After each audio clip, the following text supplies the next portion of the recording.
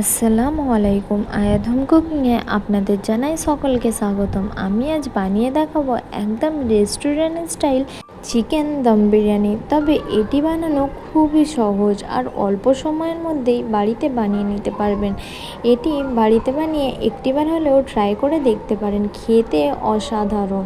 বানানো যেমনটাই সহজ, খেতে কিন্তু দুর্দান্ত হয়।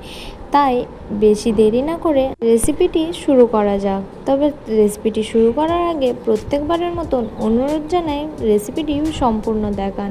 কিছু টিপস অ্যান্ড ট্রিক্স থাকবে যেটি আপনাকে ফলো করবে পারফেক্ট টেস্ট আসার জন্য আর পারফেক্ট বানানোর জন্য। তবে চলো শুরু করা যাক। প্রথমে আমি এখানে চাল নিয়ে নিচ্ছি। এখানে আমি 1 কেজি পরিমাণ চাল নিয়েছি, বাসমতি চালটা। এখানে যে কোনো বিরিয়ানির চালটা আপনারা নিয়ে নিতে পারেন। এবার চালটা আমি 3 থেকে 4 বার করে ধুয়ে নেব, যতক্ষণ পর্যন্ত না পানিটা এইভাবে পরিষ্কার হয়ে আসে। এবার এটা আমি সাইডে রেখে দেব 1 ঘন্টার জন্য ভিজিয়ে। এবার অন্যদিকে চিকেনটা ম্যারিনেট করে নেবার পালা। তাই এখানে চিকেন নিয়ে নিয়েছি। এখানে 1.5 কেজি পরিমাণ চিকেন নিয়েছি।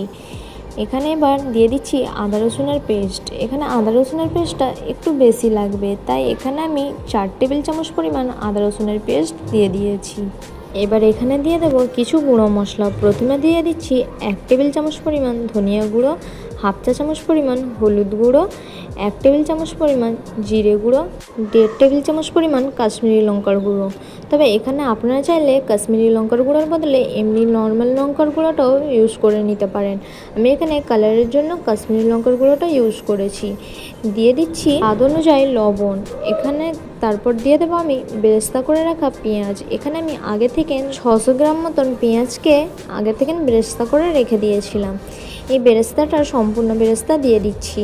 দিয়ে দেব 1/2 কাপ পরিমাণ তেল। এখানে যেই তেলটা আমি পেঁয়াজ বেরেস্তা করেছিলাম সেই তেলটাই ইউজ করছি। সেই তেলটা ইউজ করলে স্বাদটা খুব সুন্দর লাগে, তাই বেরেস্তা করে রাখা তেলটাই ইউজ করার চেষ্টা করবেন।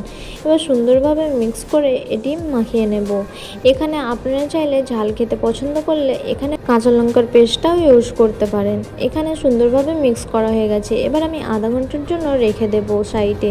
তবে আপনাদের হাতে সময় কম থাকলে ইনস্ট্যান্ট বানিয়ে নিতে পারেন। এবার চলে যাচ্ছি ভাতটার জন্য। এখানে ভাতটা বসিয়ে দেব। তার জন্য এখানে পানি নিয়ে নিয়েছি পরিমাণ মতন। দিয়ে দেব কিছু গোটা মশলা। এখানে আছে দারচিনি 2টো, এলাচ, ছোটো এলাচ 4টে, বড় এলাচ 2টো, 1 টেবিল চামচ পরিমাণ গোলমরিচ, আর নিয়েছি 4 থেকে 5টা তেজপাতা, 1 চা চামচ পরিমাণ সাজিরা, আর নিয়েছি এখানে পাথর ফুল। পাথর ফুলটা খুশবু হওয়ার জন্য দিয়েছি, তবে আপনারা চাইলে স্কিপও করতে পারেন। এবার সবগুলো মশলা ভাতের মধ্যে দিয়ে দিচ্ছি স্বাদ অনুযায়ী লবণ, আর ওপর থেকে দিয়ে দিচ্ছি কিছুটা ধনেপাতা আর পুদিনা পাতা কুচি।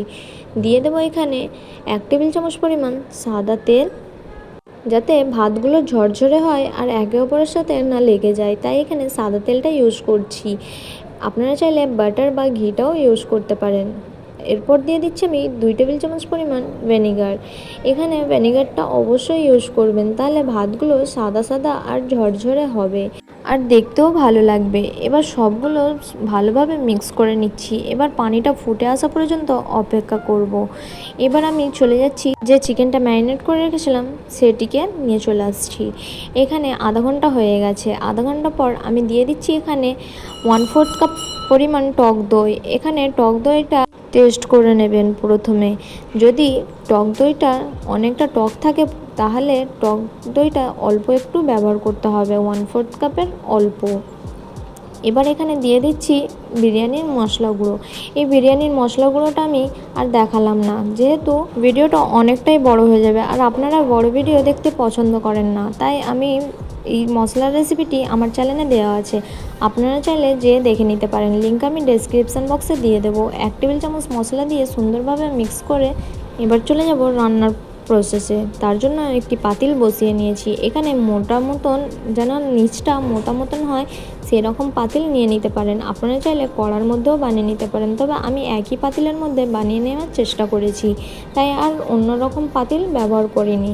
এবার এখানে 1/4 কাপ তেল দিয়ে দিয়েছি, সাদা তেল, আর দিয়ে দিচ্ছি 1 টেবিল চামচ পরিমাণ ঘি। এখানে আপনারা চাইলে পুরোটাই ঘি দিয়ে বানাতে পারেন, আবার চাইলে পুরোটাই তেল দিয়ে বানিয়ে নিতে পারেন। তবে এখানে আমি ঘি আর তেলটা দুটোই মিক্স করে বানাচ্ছি। এবার ঘিটা মেল্ট হয়ে আসা পর্যন্ত অপেক্ষা করব। ঘিটা মেল্ট হয়ে আসলে দিয়ে দিচ্ছি ম্যারিনেশন করে রাখা চিকেনটা। এখানে চিকেনটা দিয়ে এবার সুন্দরভাবে মিক্স করে তেলের মধ্যে ফ্রাই করে নেব বা রান্না করে নেব।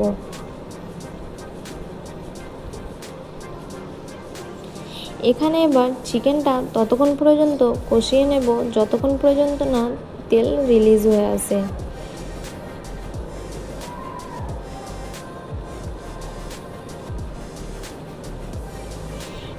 এখানে দেখে নিশ্চয়ই বুঝতে পারছেন যে তেল রিলিজ হতে শুরু করেছে। এইভাবে করে আমি সুন্দরভাবে কষিয়ে নিচ্ছি। এই পর্যায়ে গ্যাসের ফ্লেমটা মিডিয়াম রাখবেন। চিকেনটা ততক্ষণ হতে থাক। অন্যদিকে ভাতটা বানাবার জন্য যে পানিটা বসিয়েছিলাম সেটি ফুটে এসেছে। এবার আমি এর মধ্যে চালটা দিয়ে দেব। এখানে একটা ছোট্ট টিপস দিই, যতক্ষণ না পানিটা এইভাবে সম্পূর্ণ ভালোভাবে ফুটে আসে ততক্ষণ পর্যন্ত চাল দেবেন না।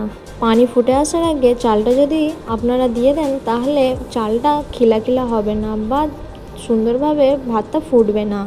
আরেকটা এখানে ছোট্ট টিপস, চালটা দেওয়ার পরে 5 মিনিট পর গ্যাসের ফ্লেমটা কমিয়ে ভাতটা করে নিতে হবে।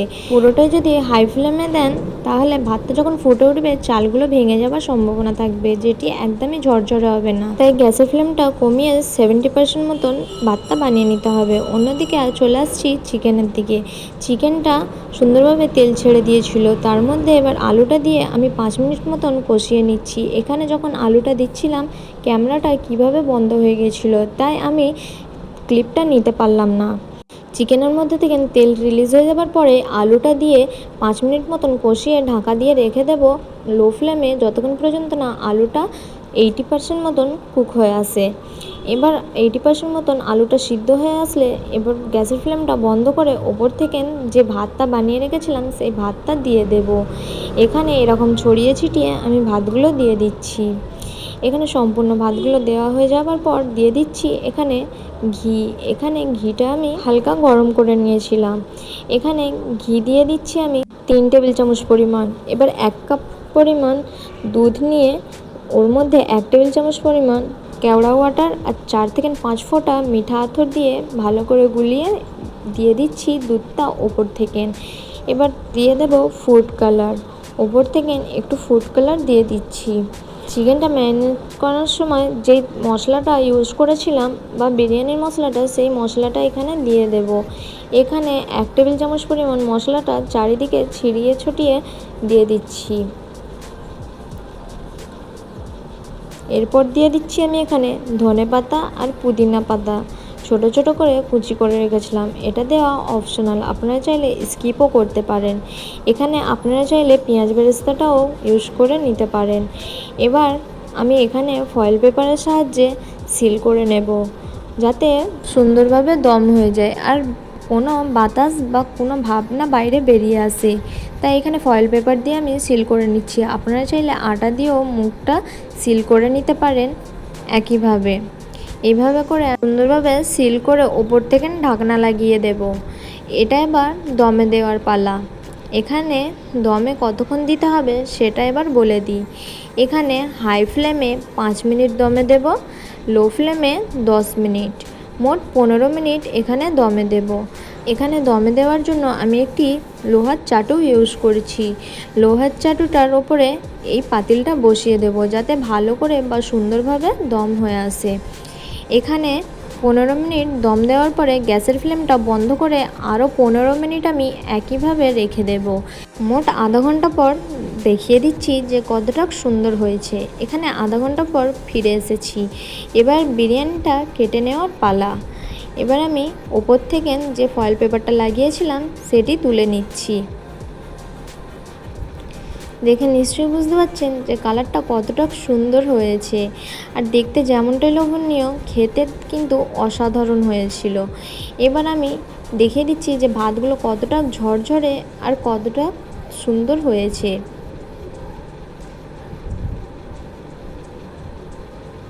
এবার আমি একটি প্লেটে সার্ভ করে দেখিয়ে দিচ্ছি। রেসিপিটি কেমন হয়েছে অবশ্যই জানাতে ভুলবেন না। কি লাগলো তো একদম খুব অল্প সময় আর একদম সহজভাবে। রেসিপিটি ভালো লাগলে লাইক কমেন্ট শেয়ার করে যাবেন। আর যারা আমার চ্যানেলে নতুন, চ্যানেলটিকে সাবস্ক্রাইব করে পাশে থাকার জন্য অনুরোধ জানাই। আল্লাহ হাফেজ, আবার দেখা হচ্ছে নেক্সট রেসিপিতে।